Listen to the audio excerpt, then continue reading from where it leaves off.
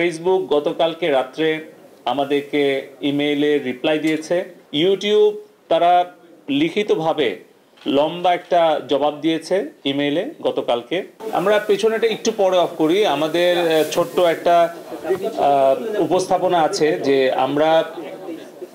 Facebook, YouTube এবং TikTok তিনটা সামাজিক যোগাযোগ মাধ্যম তাদেরকে আমরা ইমেল করেছিলাম বিটিআরসির পক্ষ থেকে যে আজকে 31 জুলাই তাদেরকে লিখিত মৌখিকভাবে আমাদের জবাব দেওয়ার জন্য যে বাংলাদেশের সংবিধান, বাংলাদেশের আইন এবং তাদের যে নিজস্ব কমিউনিটি স্ট্যান্ডার্ড সেটাকে তারা মেনে বাংলাদেশের সাইবার স্পেসে তারা কি তাদের কার্যক্রম পরিচালনা করতে চায় নাকি তারা এগুলোকে অমান্য করে ভঙ্গ করে তারা এটা পরিচালনা করতে চায়। তো সেইটার জবাব প্রথমে টিকটক দিয়েছিল এবং আজকে টিকটকের প্রতিনিধি শারীরিকভাবে উপস্থিত হয়ে মৌখিকভাবে সেটা ব্যাখ্যা দিয়েছে এবং তারা আমাদেরকে আশ্বস্ত করেছে যে এই বর্তমান পরিস্থিতি স্বাভাবিককরণের জন্য, আইন শৃঙ্খলা রক্ষা করার জন্য এবং বাংলাদেশের নাগরিকদের জীবন রক্ষা এবং নিরাপত্তা নিশ্চিত করা এবং সরকার এবং রাষ্ট্রের সম্পত্তি রক্ষার জন্য তারা সহযোগিতা করেছে এবং আগামী দিনেও করবে। ফেসবুক গতকালকে রাত্রে আমাদেরকে ইমেইলে রিপ্লাই দিয়েছে এবং তারা আশ্বস্ত করেছে এবং আজকে তারা ভার্চুয়াল মাধ্যমে তারা আমাদের সাথে বৈঠক করেছে প্রায় 1 ঘন্টার উপরে এবং তাদের গ্লোবাল লিগ্যাল টিম এবং তাদের যে আঞ্চলিক প্রধান তারা সকলেই সেখানে উপস্থিত ছিল। আমরাও আমাদের লিগ্যাল টিম এবং বিটিআরসি পুরো টিম আমরা আমাদের উপস্থাপনা তুলে ধরেছি এবং তার প্রেক্ষিতে তারা তাদের যেই সহযোগিতা সেটি আশ্বস্ত করেছেন। কিন্তু আমরা ফেসবুকের যেই সহযোগিতা বিশেষ করে 16, 17 এবং 18 তারিখ যখন আসলে মূলত সহিংসতা পুরো বাংলাদেশে ছড়িয়ে যায় সেই সময়ে তাদের যেই সহযোগিতা তাতে আমরা আমাদের অসন্তুষ্টি প্রকাশ করেছি এবং ভবিষ্যতে তারা আশ্বস্ত করেছে যে তারা এই যে আমাদের প্রাণহানি হয়েছে, সম্পদের ক্ষতি হয়েছে তার কারণে তারা দুঃখ প্রকাশ করেছে এবং আগামী দিনে আরও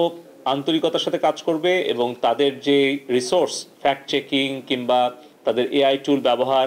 এই সকল বিষয়ে কিছু দুর্বলতা আমরা তুলে ধরেছি যে তাদের দিক থেকে এই প্রক্রিয়াগত যে দুর্বলতা আছে, প্রযুক্তিগত দুর্বলতা আছে, আমাদের কাছে কি মনে হয় সেটা আমরা তুলে ধরেছি, সেটাও তারা অনেক অংশে মেনে নিয়েছে। ইউটিউব তারা লিখিতভাবে লম্বা একটা জবাব দিয়েছে ইমেইলে গতকালকে এবং তারা তাদের ব্যাখ্যা দিয়েছে তাদের প্ল্যাটফর্মে কিভাবে তারা কন্টেন্ট আমাদের রিকোয়েস্ট অনুযায়ী ব্লক করেছে,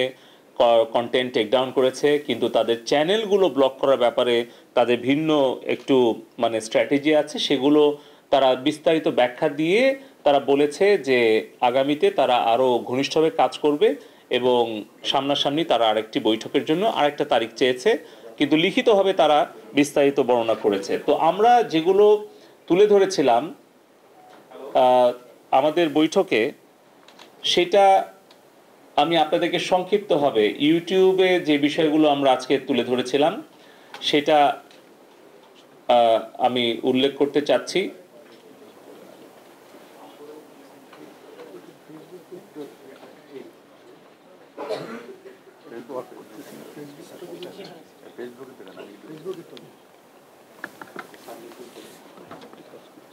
তো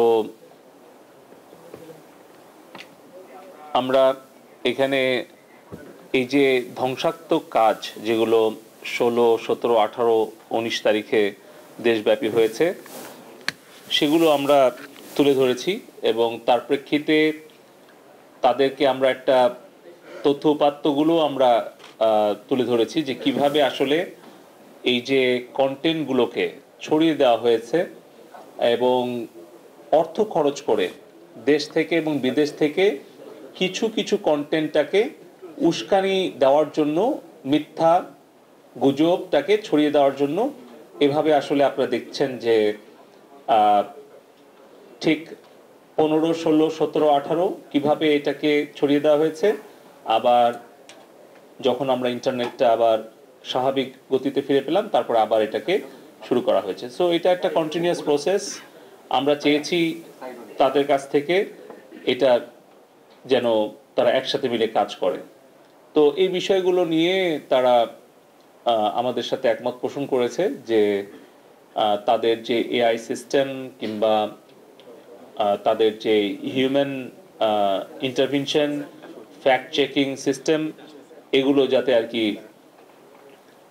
তারা সেভাবে সহযোগিতা করে। যেভাবে করে তারা মিথ্যা অপপ্রচার গুজবগুলো ছড়িয়েছে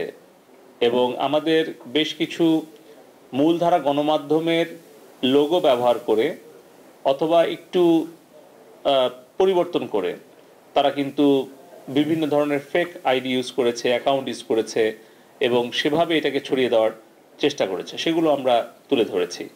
এবং আমাদের আইন শৃঙ্খলাকারী বাহিনী, আমাদের সেনাবাহিনী, আমাদের মাননীয় প্রধানমন্ত্রী, মাননীয় সড়ক মন্ত্রী, আমাদের আওয়ামী লীগের সাধারণ সম্পাদক, তাদেরকে কেন্দ্র করেও অনেক মিথ্যা অপপ্রচার গুজব ছড়িয়েছে, অপরদিকে উস্কানি দিয়েছে আসলে এই সহিংসতাটা সারা দেশে ছড়িয়ে দেওয়ার জন্য। এবং আমরা বলেছি যে ফেসবুকে, ইউটিউবে এটা ছড়িয়ে দেওয়ার ফলে এই প্রাণহানি এবং ক্ষতির পরিমাণটা অনেক বৃদ্ধি পেয়েছে এবং এটার দায় কোনোভাবেই তারা এড়াতে পারে না। এবং আমরা তাদের কাছে প্রত্যাশা করি যে তারা যেন অবশ্যই আমাদের বাংলাদেশের নাগরিকদের নিরাপত্তা, বাংলাদেশের আইন শৃঙ্খলা রক্ষা এবং আমাদের সরকারের জনগণের সম্পত্তি রক্ষার জন্য, সম্পদ সুরক্ষার জন্য তারা আমাদেরকে সহযোগিতা করে। আপনারা দেখছেন এখানে যে আমরা যে রিকোয়েস্টগুলো পাঠিয়েছিলাম তার মধ্যে 20% তারা রিমুভ করেছে, আর বাকিগুলো কিন্তু করেনি এবং যেটা আসলে গ্রহণযোগ্য নয়। আমরা বলেছি যে বাংলাদেশের সংবিধানের কোন কোন অনুচ্ছেদ অনুসারে এগুলো তারা লঙ্ঘন করেছে, বাংলাদেশের telecommunication act, cyber security act, সেগুলোর কোথায় কোথায় ভঙ্গ হয়েছে এবং পাশাপাশি তাদের সাথে সম্পর্কযুক্ত কিছু ইউনাইটেড নেশনসের হিউম্যান রাইটস কমিটির যেগুলো ডিক্লারেশন আছে, রেজুলিউশন আছে, সেগুলো কোথায় কোথায় তারা ভঙ্গ করেছে এবং পাশাপাশি কমিউনিটি স্ট্যান্ডার্ড যেটা তারা তাদেরটা ভঙ্গ করেছে সেটাও আমরা বলেছি। এরপরে আমাদের ফেসবুকের সাথে বৈঠক হয়েছে, সেখানে আমরা আমাদের লিগ্যাল টিম, এখানে ডিজি মুস্তাফিজ উনি প্রেজেন্টেশনটা তুলে ধরেছেন